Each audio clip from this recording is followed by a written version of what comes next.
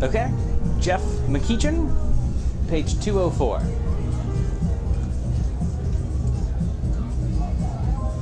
Freckled forehead. While you'd parse to Teresa, she held herself, but she rose 2 feet higher in her estimation, and steps on stilts ever since. That was kiss you a healing with banter for balm. Oh, wasn't he the bold priest? And wasn't she the naughty Livy?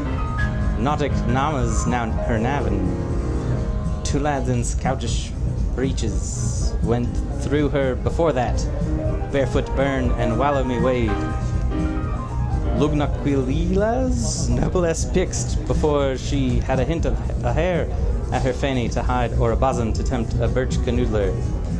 Not to mention a bulgic porterhouse barge. And ere that again, Lida, all in rady, too faint to buoy the fairest rider, too frail to flirt with a cygnet's plume, she was licked by a hound, chirripa chirrupta, while pooing pea, pure and simple, on the spur of the hill in old Kippur, in birdsong and cheering time.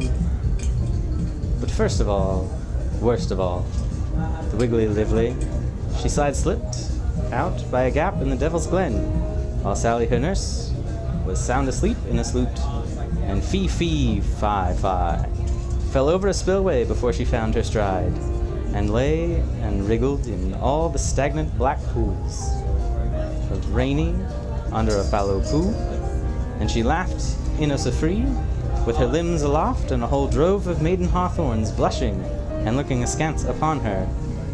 Drop me the sound of the fine horn's name, Mtu or Mti, some bugger was wiseness, and drip me why in the Flenders was she frickled, and trickle me through while was she muscle waved, or was it a wig she wore? And which side did they droop their glows in the flurry, a back to wist or a front to see, in fear to hear the deer so near, or longing loth and loathing longing? Are you in the swim or are you out? Oh, go in, go on, go on. I mean about what you know. I know right well what you mean, brother. You like the coifs and geeps, snouty, and me to do the greasy job on old Veronica's wipers. What am I rancing now, and I'll thank you? Is it a penny? Is it a surplus? Aaron, where's your nose, and where's the starch? That's not the Vesdra benediction smell. I can tell from here by their eau de colo, and the scent of her odor, they're Mrs. McGrath's. And you ought to have aired them. They've moist come off her, creases in silk they are, not cramped in law. Baptiste me father, for she has sinned.